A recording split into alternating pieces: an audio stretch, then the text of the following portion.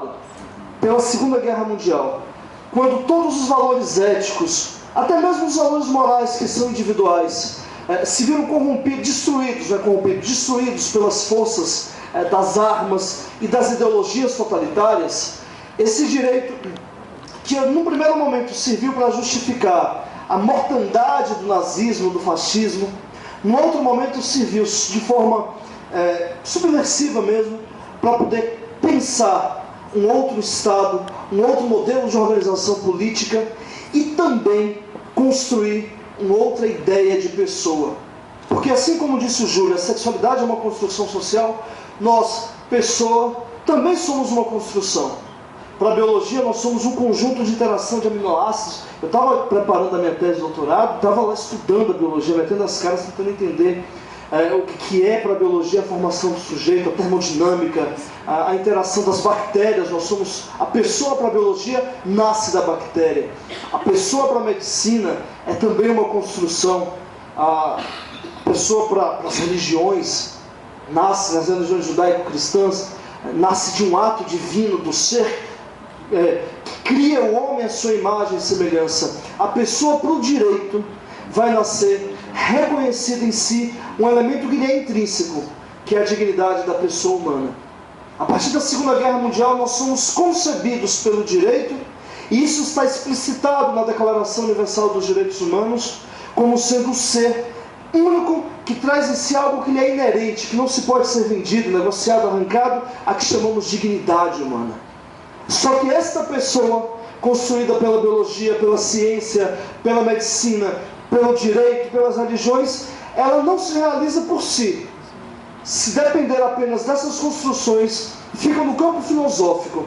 Esta pessoa tem um espaço em que ela se concretiza. Este espaço físico delimitado, cerceado, é o corpo. Nós somos uma construção filosófica que se concretiza no espaço concreto, a que chamamos de corpo, que também é uma outra construção, que também é uma outra invenção.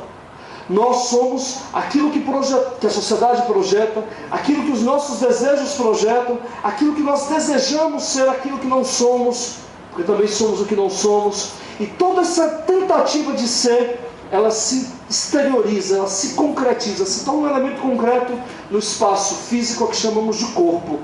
E este espaço, secularmente, foi um espaço apropriado, um espaço governado, não pela pessoa que o detém, mas por outros elementos. A começar, por exemplo, pela religião. Na medida em que as religiões se fundamentam por dogmas, que são verdades inquestionáveis, certo ou errado não é o caso, mas as religiões, ao se apegar na dimensão metafísica, ao compor os seus rituais, as suas verdades, no imaginável, no que é imagético, naquilo que não é concreto, ela só se sustenta baseada em dogmas, que são verdades que não se questionam, que estão fundamentadas na dimensão da fé, que é uma dimensão intuitiva nossa. Esses dogmas, para serem concretos, reais, eles precisam ser acreditados. Crença, eles não podem ser questionados. E um corpo que se propõe ser um corpo liberto, este corpo vai questionar desde as verdades mais simplórias, do tipo, existe Papai Noel, não, eu nunca tinha pensado nisso, pensei isso aqui agora, das verdades mais bobas, a questionar as grandes verdades, se existe Deus, se não existe.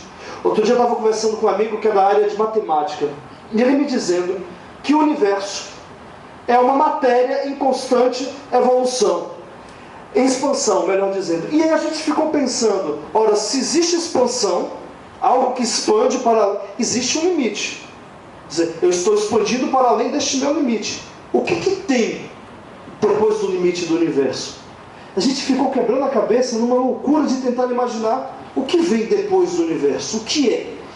Esses questionamentos humanos sempre impulsionaram os homens na sua realização social, impulsionam a ciência. E esses questionamentos são extremamente perigosos para a religião, porque pode questionar, primeiro, a existência de Deus, segundo, a verdade dos dogmas.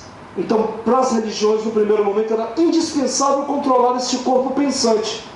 E a forma de controlar o corpo foi tornando este corpo sagrado, estabelecendo limites centrados na dimensão do pecado e da culpa, e para controlar este corpo, torna o corpo sagrado, ou seja, a possibilidade de ser um corpo sagrado, e portanto estabelece um limite entre o que não é sagrado e o que pode vir a ser sagrado.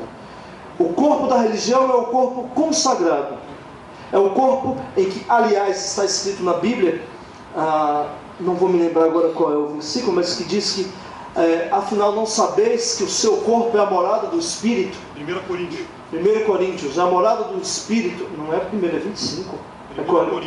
É Coríntios 25, não é não? Então tem que corrigir. É o livro. Então diz, afinal não sabeis que o teu corpo é a morada do Espírito. Este corpo, para ser sagrado, ele precisa seguir os ritos, ele não pode ser questionado. Este é um corpo pelas religiões aprisionado. A biologia vai nos deter o corpo. A biologia vai conceber o ser humano a partir, apesar de sermos um ser absolutamente complexo nas interações químicas e orgânicas, e mais ainda nas interações psíquicas, a biologia vai dizer que nós nos limitamos e a partir daí construímos a nossa identidade a partir da nossa genitália, a partir apenas de um órgão. Quando se faz o exame do pré-natal, as mães e os pais felizes observam a cabeça do bebê, o corpo, o tronco, os membros. Tudo isso é muito trivial, tudo isso é muito conhecido. O que interessa no primeiro exame é qual o sexo da criança.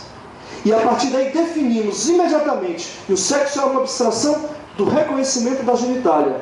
Tem um pênis, sexo masculino. Posteriormente se construirá um gênero masculino, macho, o homem. Tem uma vagina, sexo feminino.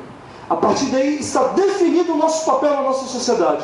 Mais do que isso, define-se a nossa personalidade. Antes de termos um rosto conhecido, antes de sequer termos uma dente na boca, sei lá, antes de termos uma identidade, a nossa identidade é pré-fabricada. Este corpo biológico, imediatamente a ele é atribuído um nome, intrinsecamente ligado com a sua genitália. Existem nomes que são masculinos e nomes que são femininos. Imediatamente se destina não apenas qual é o gênero dessa criança, mas inclusive em torno deste gênero qual é a minha identificação. E essa identificação ela é absoluta, ela não pode ser modificada. Juridicamente nós somos compostos pelo nosso nome, nós nos identificamos juridicamente pelo nome. Este nome, para ser modificado, tem que seguir as exceções, porque a regra é a imutabilidade do nome, antes de nós sermos conhecidos. Quando ainda somos uma vida em potencial, já nos é, pela biologia e um pouco pelo direito, controlada pela genitália a nossa sexualidade, a nossa expressão na nossa sociedade.